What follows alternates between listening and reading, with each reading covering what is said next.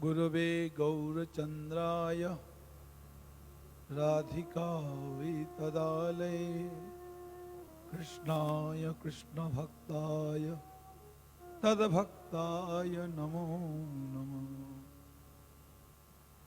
सबसे पहले मैं परमार्थतम पतित पावन भगवान के अभिन्न प्रकाश विग्रह संबंध ज्ञान प्रदाता श्री गुरुपाद पद्म नित्य लीला प्रविष्णु विष्णुपाद श्रीमद भक्ति दयित माधव गोस्वामी गुरु महाराज जी के पावन श्री चरण कमलों में असंख्य कोटि साष्टांग दंडवत प्रणाम करते हुए उनकी अहेतु की कृपा प्रार्थना करता हूँ।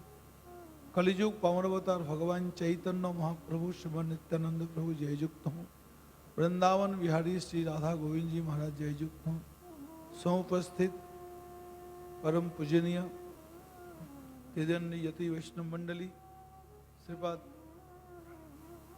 गोपानंद बन महाराज, श्रीपाद भक्ति विचार भारती महाराज, श्रीपाद वैखानस महाराज, राम मंदिर के अध्यक्ष, अयोध्या राम मंदिर के अध्यक्ष स्वामी जी एवं अद्वैताचार्य पीठ के स्वामी जी,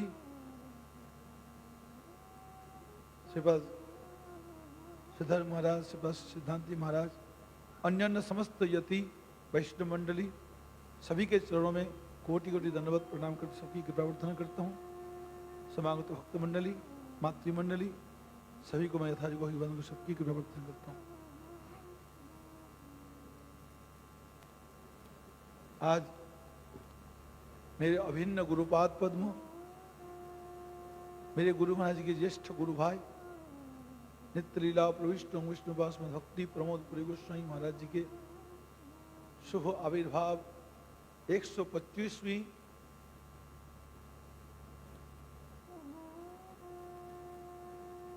वार्षिक शुभ आविर्भाव महोत्सव की आज अधिवास तिथि है और साथ साथ परमानंदतम जगत गुरु रूपानुगोबर नित्य लीला प्रविष्ट भक्ति सिद्धांत सरस्वती गोस्वामी प्रभुपाद जी के 150वीं आविर्भाव तिथि उत्सव को यहाँ पर मनाया जा रहा है। ये दोनों वैष्णव संप्रदाय के महान प्रभुपाद भक्ति सिद्धांत सरस्वती गोस्वामी ठाकुर जी,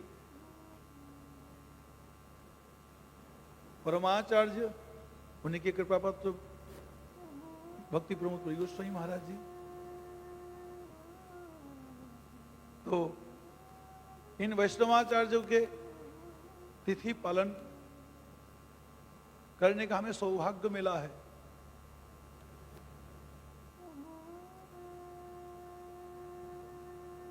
हम बहिर्मुख दुनिया में घूम ही रहे थे, किंतु इन लोगों की कृपा डोरी हमें खींच करके अपने चरणों में लाया है और ला करके आज इस प्रकार से महान वैष्णव सभा में वैष्णवजनों के सानिध्य में जीवन बिताने को मौका मिला है।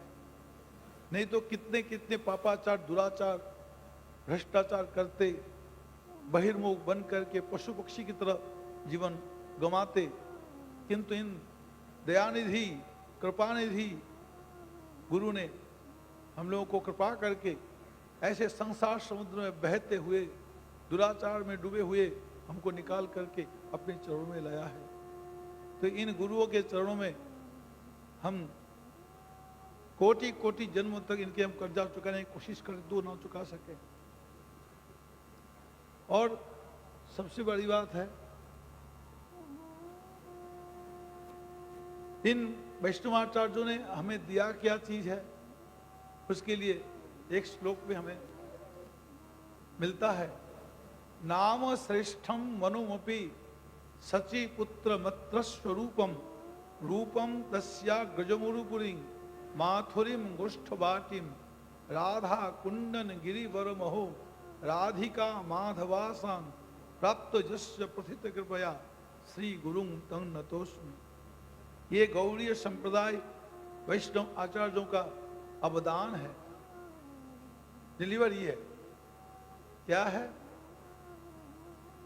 नाम श्रेष्ठम, भगवान के अनेकों नाम है, अनेकों नाम। चैतन्य महाप्रभु जी कहते हैं, नाम नामकारी बहुधा निज सर्वशक्ति। भगवान ने अपने अनेक अनेक नामों को प्रकाश किए हैं और सभी नामों में अपनी पूरी शक्ति को प्रकाश किए हैं, किंतु होते हुए भी इस भगवान के समस्त नामों के बीच में सर्वोपरि भगवान का नाम है कृष्ण नाम। कृष्ण नाम सर्वोपरि है।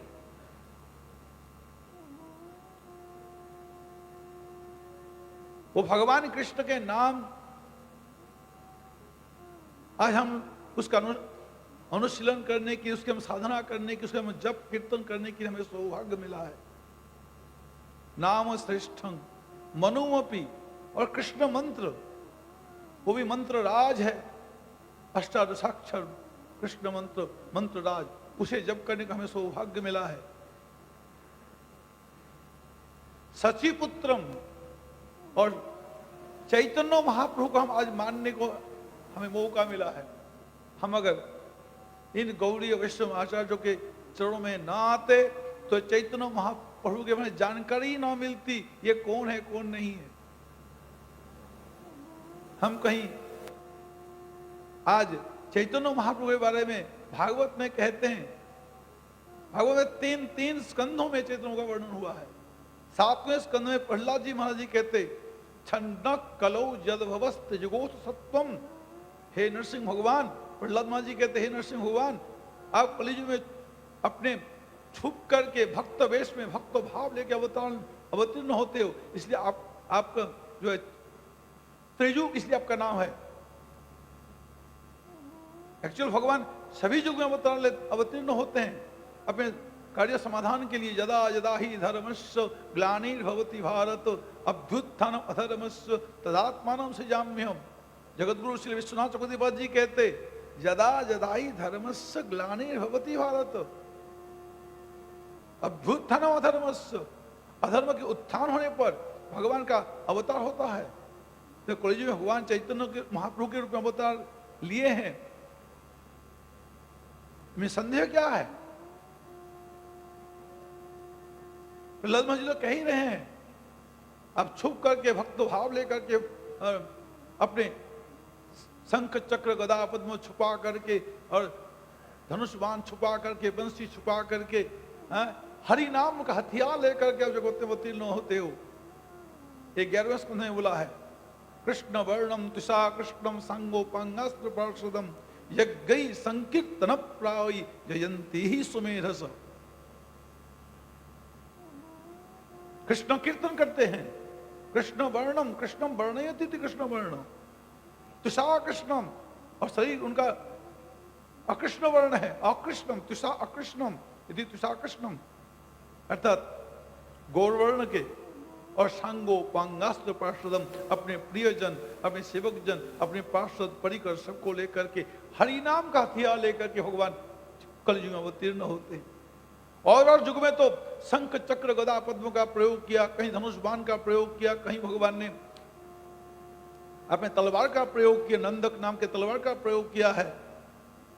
किंतु सभी अवतार में भगवान ने दुष्टों का विनाश किया, विनाश करके और धर्म की स्थापना की और जगत का काम किया।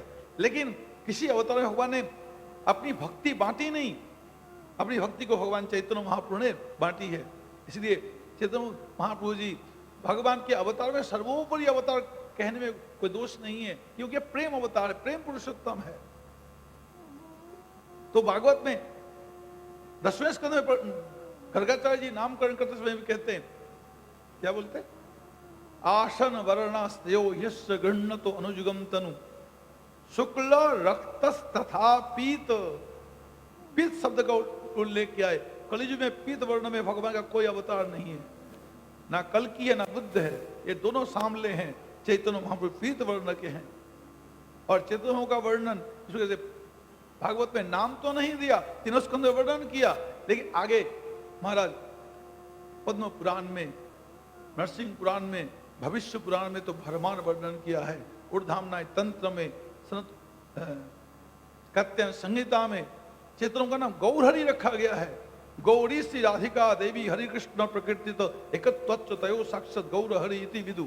ये गौरहरि ऐसे करके नाम पड़ा। ये चैतन्य महाप्रभु जी साक्षात राधा कृष्ण प्रेम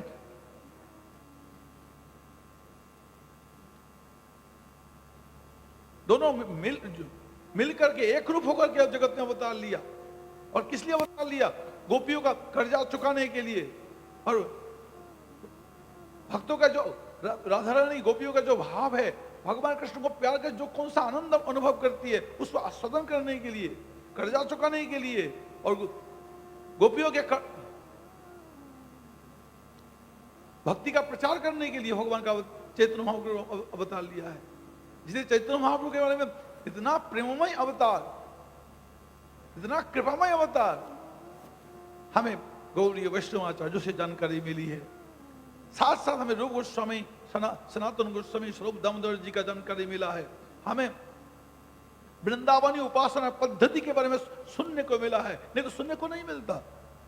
आज हम कहीं मायावादी में दीक्षा लेते, कहीं और जगह में दीक्षा लेते, तो हमें इसके बारे में जानकारी ना मिलती। राधा कुंडम गिरिवरम, राधा कुंड की महिमा क्या है, गोवर्धन की क्या महिमा है, नंदगांव की क्या महिमा है, ब्रजभूमि की क्या महिमा है, जहां शिव जी ब्रह्मा जी जाकर के उस तपस्या करते राधा कुंड के ब्रजधाम में, ब्रजधाम के धूली पाने के लिए। ऐसे राधा कुंड की महिमा आज हमें गौड़ीय वैष्णवाचार्यों की कृपा से हमें ये सब जानकारी मिली, और इनकी हमें उस प्रकार से भजन करने की रुचि मिला है। राधा गोविंद की भक्ति करो, वृंदावन में जाकर के राधा कुंड में राधा कृष्ण की भक्ति करो। मन को निराकार की चिंता में मत ले जाओ, इधर उधर कहीं मत ले जाओ, सीधा मन को वृंदावन ले जा करके और ब्रजे राधा कृष्ण सेवा मानस से करीबे, मनी मन राधा गोविंद की सेवा करो। जमुना कुले के लिए कदम मेर बन रतन बेदीर ऊपर वसाबो दुजन, श्याम गौरी अंग दिवो चुआ चंदनेर गंध। इस प्रकार से भगवान राधा गोविंद की उपासना पद्धति जो वृंदावन में ब्रह्मा जी महाजी करते करते बोलते गए, हे प्रभु आगे मुझे ब्रह्मा नहीं बनाना, मुझे आगे ब्रजवास क्यों चरण धूलि पाने का सौभाग्य देना। उद्धव जी महाराज हमें यहाँ आसाम हो चरण रेणु जुसाम हम श्याम, ब्रज गोपी के चरण धूलि मिले हमें सौभाग्य। शिव जी महाराज जी गोपी बन के नाचने आ गए। ऐसे वृंदावन की महिमा, वृंदावन में जो उपासना पद्धति के बारे में जानकारी ये भगवान चैतन्य महाप्रभु जी के द्वारा प्राप्त हुआ है, और ये गौड़ीय वैष्णवाचार्य ने लाके हमको दिया है। इसलिए उन गौड़ीय वैष्णवाचार्य श्री प्रभुपाद भक्ति सिद्धांत सरस्वती गोस्वामी ठाकुर, उनके 150वां तिथि, और उनका प्रिय शिष्य नित्य भक्ति प्रमोद पुरी गोस्वामी के 125वां आविर्भाव तिथि। उन समय तो हो गया मेरा, और क्या बोलना है, जो भी कुछ है मैं एक शब्द बोलूंगा। आज सुबह भारती माँ जी कह रहे थे कि प्रभुपाद जी बोलिए जगन्नाथ जी रुक गए, 3 दिन रुके रहे जगन्नाथ जी,